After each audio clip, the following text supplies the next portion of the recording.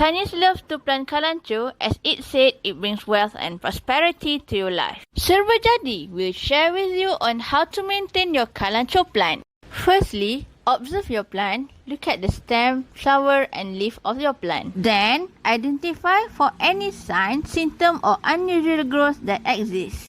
So today we have snails. They love to eat Kalanchoe plant as the stem and the leaf is watery and crunchy.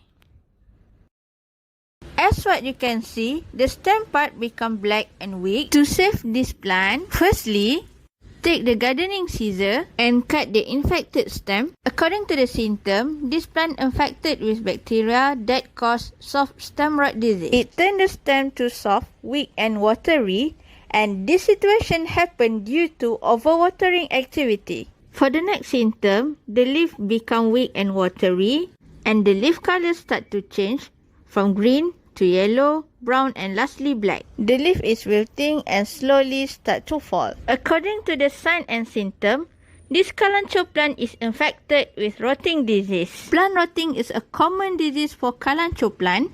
It happened due to overwater activity, wrong selection of soil and the plant is not exposed to sunlight and warm environment. Keep watching this video. We will share with you on how to overcome the rotting disease at your Kalanchoe. Thanks for watching and don't forget to like, subscribe and follow our YouTube channel Serbajadi Gardening.